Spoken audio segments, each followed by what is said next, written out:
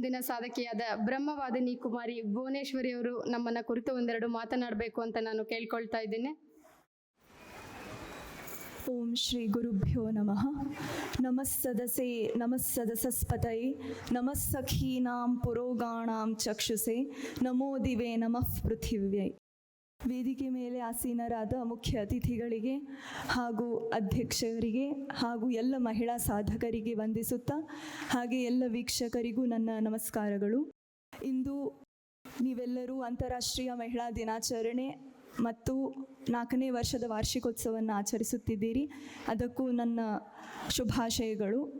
ಮತ್ತು ಇವತ್ತಿನ ಟಾಪಿಕ್ ಇರುವುದೇ ಮಹಿಳೆ ಆಗಿದ್ದರಿಂದ ಅದನ್ನೇ ಹೇಳಬೇಕಂತ ಇದ್ದೀನಿ. ನಾನು ಕೂಡ ಒಂದು ಡಿಫ್ರೆಂಟ್ ಪ್ರೊಫೆಷನ್ ಚೂಸ್ ಮಾಡಿಕೊಂಡೆ. ಸೊ 8ನೇ ವರ್ಷಕ್ಕೆ ತಂದೆಯವರು ಉಪನಯನ ಮಾಡಿದರು, ಬ್ರಹ್ಮೋಪದೇಶ ಕೊಟ್ಟರು ಮತ್ತು ವೇದವನ್ನು ಆರಂಭ ಮಾಡಿದರು.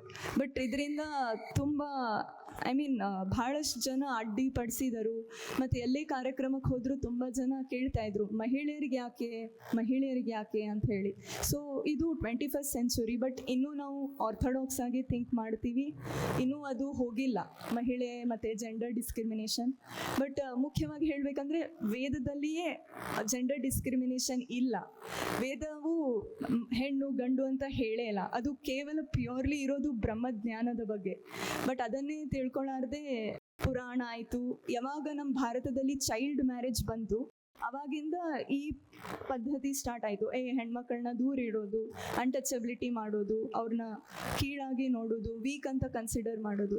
ಬಟ್ ಇದೆಲ್ಲ ಹೋಗಿ ನಾನು ಒಂದೇನೋ ಚೇಂಜ್ ತರಬೇಕಂತ ಹೇಳಿ ಈ ನಿರ್ಧಾರವನ್ನು ತಗೊಂಡೆ. ಮತ್ತು ಹಾಗೆ ನಮ್ಮ ವೇದದಲ್ಲಿ ಲೋಪಾಮುದ್ರ, ಘೋಷ, ಮೈತ್ರಿ, ಗಾರ್ಗಿ ಅಂತ ತುಂಬ ಬ್ರಹ್ಮವಾದಿನಿಗಳಿದ್ದಾರೆ.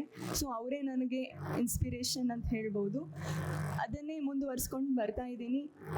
ಮತ್ತು ನನ್ನ ಟ್ಯಾಲೆಂಟ್ ಗುರುತು ಹಿಡಿದು ಇಲ್ಲಿ ನನ್ನ ಕರೆದು ಸನ್ಮಾನಿಸಿದ್ದಕ್ಕಾಗಿ ಶ್ರೀ ಕಾಳಿಕಾದೇವಿ ವಿಶ್ವಕರ್ಮ ಮಹಿಳಾ ಮಂಡಳಗೆ ಮತ್ತು ಅಧ್ಯಕ್ಷರಾದ ಗಂಗಾ ಹೊಂಬಾಳ್ ಇವರಿಗೆ ನನ್ನ ಹೃತ್ಪೂರ್ವಕ ಧನ್ಯವಾದಗಳು.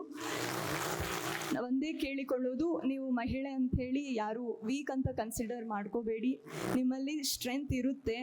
ಸೊ ಜನ ನೀವು ಹೇಗಿದ್ದರೂ ಒಂದೇನಾದರೂ ಕಮೆಂಟ್ ಮಾಡ್ತಾರೆ, ಅದನ್ನೆಲ್ಲ ಹಿಂಬರ್ಗಿ ನಿಮ್ಗೆ ಏನು ಬೇಕು ಅದನ್ನ ಸಾಧಿಸಿ ಅಂತ ಕೇಳಿಕೊಳ್ಳುತ್ತಾ ನನ್ನ 2 ಮಾತುಗಳನ್ನ ಮುಗಿಸುತ್ತೇನೆ. ಧನ್ಯವಾದಗಳು. ಕುಟುಂಬದಲ್ಲಿ ಕೆಲವೊಂದು ಪೂಜೆ ಪುನಸ್ಕಾರಗಳಿಂದ ಹೆಣ್ಮಕ್ಳನ್ನ ದೂರ ಇಡ್ತಾನೆ ಬಂದಿದ್ದಾರೆ ಸಮಾಜ.